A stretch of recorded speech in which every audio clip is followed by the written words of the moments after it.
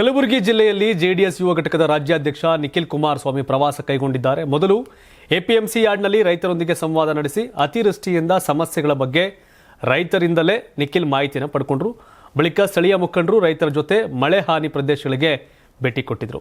ಬಳಿಕ ಮಾತನಾಡಿದಂಥ ನಿಖಿಲ್ ಕುಮಾರಸ್ವಾಮಿ ರಾಜ್ಯ ಕಾಂಗ್ರೆಸ್ ಸರ್ಕಾರದ ವಿರುದ್ಧ ಗುಡುಗಿದ್ರು.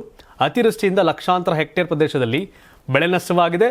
ಜನಸಾಮಾನ್ಯರು ಮನೆ ಕಳೆದುಕೊಂಡು ಸಂಕಷ್ಟವನ್ನು ಅನುಭವಿಸಿದ್ದಾರೆ. ಅತಿವೃಷ್ಟಿಯಿಂದ ಹಾನಿಗೊಳಗಾದ ಒಂದೇ ಒಂದು ಪ್ರದೇಶಕ್ಕೂ ಸಿಎಂ ಇದುವರೆಗೂ ಭೇಟಿ ಕೊಟ್ಟಿಲ್ಲ. ಕೃಷಿ ಸಚಿವರು ಅವರ ಮತಕ್ಷೇತ್ರ ಬಿಟ್ಟು ಹೊರಗೆ ಬಂದೇ ಇಲ್ಲ. ತಕ್ಷಣವೇ ವಿಶೇಷ ಪ್ಯಾಕೇಜ್ಗಳನ್ನು ಘೋಷಿಸಿ ರೈತರ ಸಾಲ ಮನ್ನಾ ಮಾಡಬೇಕು ಅಂತ ನಿಖಿಲ್ ಆಗ್ರಹ ಮಾಡಿದ್ರು. ರೈತ ಸಂವಾದದಲ್ಲಿ ದೂರವಾಣಿ ಮೂಲಕವೇ ಕೇಂದ್ರ ಸಚಿವ ಎಚ್ ಡಿ ಕುಮಾರಸ್ವಾಮಿ ಅವರು ಮಾತನಾಡಿದ್ದಾರೆ. ಅತಿವೃಷ್ಟಿಯಿಂದಾದ ಹಾನಿ ಬಗ್ಗೆ ಸಂಪೂರ್ಣ ಮಾಹಿತಿಯನ್ನು ಪಡೆದಿದ್ದೇನೆ. ನನಗೆ ಮನವಿ ಪತ್ರವನ್ನು ನೀಡಿ ನಾನು ಪ್ರಧಾನಮಂತ್ರಿಗಳು ಹಾಗೂ ಗೃಹ ಸಚಿವರನ್ನ ಭೇಟಿ ಮಾಡಿ ವಿಶೇಷ ಆರ್ಥಿಕ ನೆರವು ಕೊಡಿಸುತ್ತೇವೆ ಅಂತ ಸಂತ್ರಸ್ತ ರೈತರಿಗೆ ಭರವಸೆಯನ್ನು ಕೊಟ್ಟಿದ್ದಾರೆ.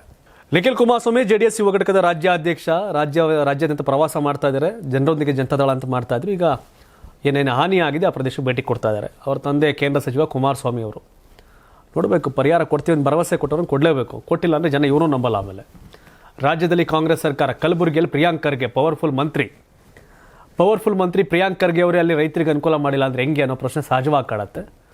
ಗೊತ್ತಿಲ್ಲ, ರಾಜಕಾರಣ ಬೇರೆ, ಡೆವಲಪ್ಮೆಂಟ್ ಬೇರೆ. ಬಟ್ ಆ ರೈತರಿಗೆ ಯಾವ ಪಾರ್ಟಿನಾರಾಗಲಿ ಕೈ ಹಿಡಿಬೇಕಷ್ಟೆ. ಆ ರೈತ ವ್ಯವಸಾಯ ಮಾಡೋದು ನಿಲ್ಲಿಸಿದ್ರೆ ನಾವೆಲ್ಲ ಅನ್ನ ತಿನ್ನೋ ಜಾಗದಲ್ಲಿ ಮಣ್ಣು ತಿನ್ನಬೇಕಾಗತ್ತೆ. ಅದರ ಕನಿಷ್ಠ ಪರಿಜ್ಞಾನ ಆ ಸರ್ಕಾರಗಳಿಗೆ ಇರಬೇಕು, ಇವರೇ ಅಂತಲ್ಲ.